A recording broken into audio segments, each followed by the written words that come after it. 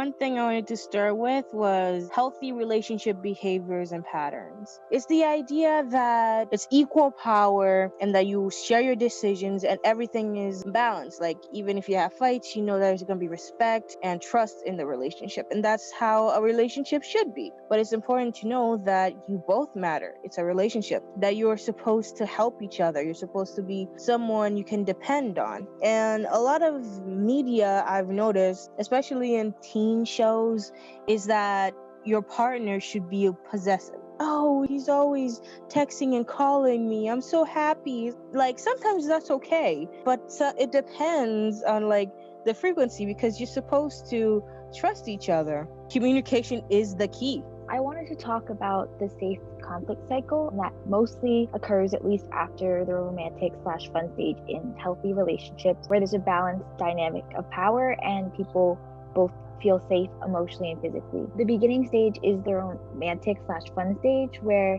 it's getting to know the other person, wanting to spend time with them. The next is the conflict stage. This could be a first fight or argument or a conflict of ideas. Sometimes this is you feel like the other person maybe isn't making time for you or isn't communicating, and it's usually like a conflict of morals. And then the next part of the stage is the reevaluation stage, where you're questioning whether the relationship is worth keeping or thinking about whether you should stay in the relationship and figuring out if you want to make the change that would require both people to have their needs met. I think that this is a really important thing to learn about, because it can normalize the feelings that you're going through. And there's definitely gray areas. And so it's like really hard to realize whether like a relationship is worth keeping, because the other person has to be willing to meet you halfway. I think that the third phase of the safe conflict cycle is most important to me personally, because you have the opportunity to reevaluate your relationship and see if it really is worth it to stay. Some indications of a safe conflict cycle include always feeling safe and having shared power between the two, and always trusting your partner and being able to make your own decisions. I wish that most people knew that abusive and healthy relationships tend to start the same, like you're having fun in it, and then an abusive incident tends to happen, and that's when you realize, oh, maybe this isn't everything that was promised in the beginning of the relationship. So I feel like most people should realize that the beginning isn't an indicator of the end.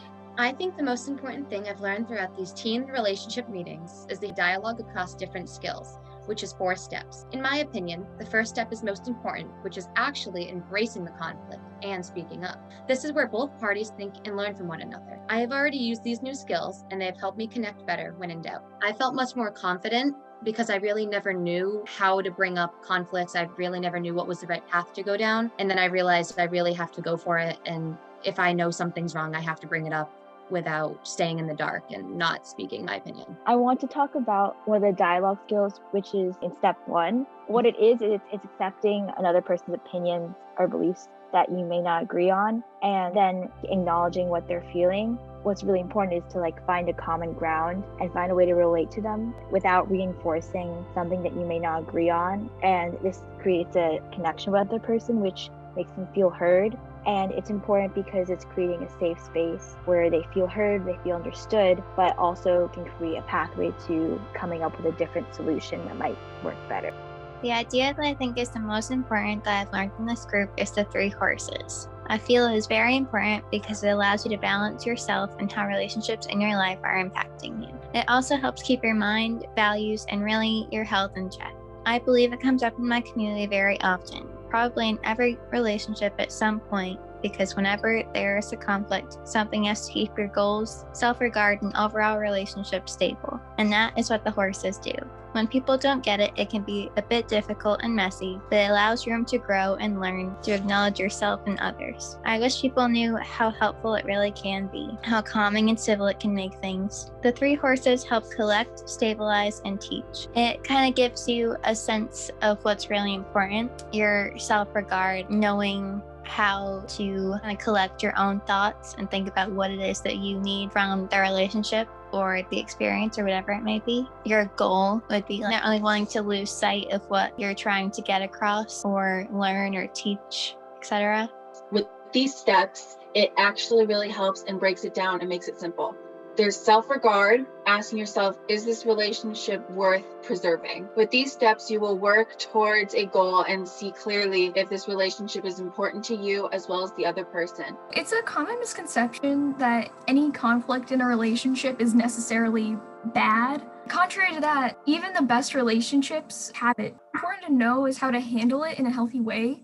So I think that conflict resolution skills and just conflict skills in general are a really important thing to know about and to know how to use. An example is the 80-20 style, managing a conflict. It can be useful in arguments because arguments are completely disorganized almost always.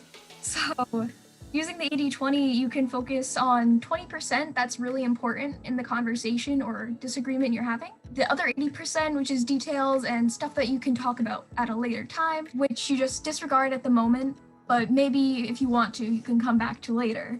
You can ignore 80%, choosing the important idea, main factor, than choosing all the tiny details, such things that offend you, these little things, and choosing the main idea of the conversation. And get to like the root of the problem with the 80 and 20% thing. You can disregard other extra information in order to get to what's really important, which is the 20%. And that's actually really hard, as we found.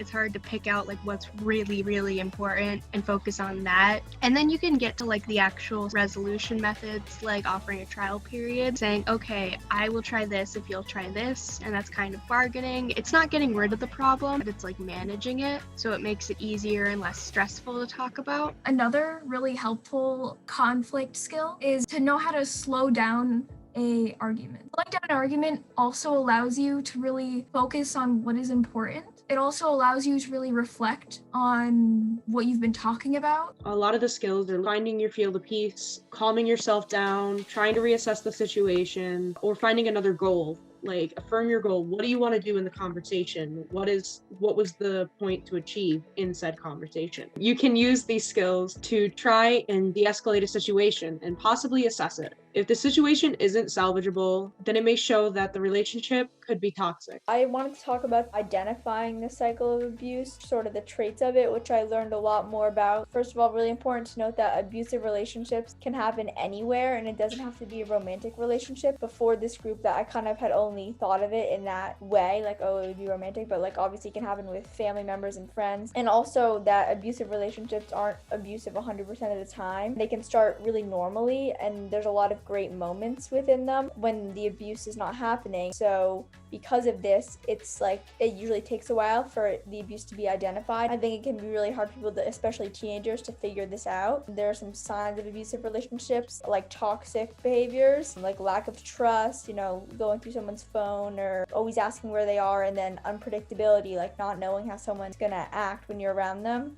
And I think it's really important for people to be able to identify these smaller signs because things can escalate quickly. And it's also important as a friend to be able to identify it. So if you see some signs in someone else's relationship, and then to try to figure out how you're going to help them. In the abusive cycle, I think it's also important to realize the part after the abusive incident, because there can be like a huge apology phase where you almost forget about what happened and it like seems like completely mended. You kind of don't even focus on that anymore. You just remember all the like happy parts you've had, and it's really hard to remember like all like the pain you went through. I think that a lot of people say that they would just get out of an abusive relationship, but a lot of times abusive relationship starts off like normal and good relationship, and you can find yourself feeling really happy. So it can be really hard to like try to get out of it because you're always remembering those parts of it. So I think that like the abusive relationship cycle is extremely complicated and not as simple as just escaping. The two values I want to talk about are equity and respect, because I think they make a base for any relationship, whether it's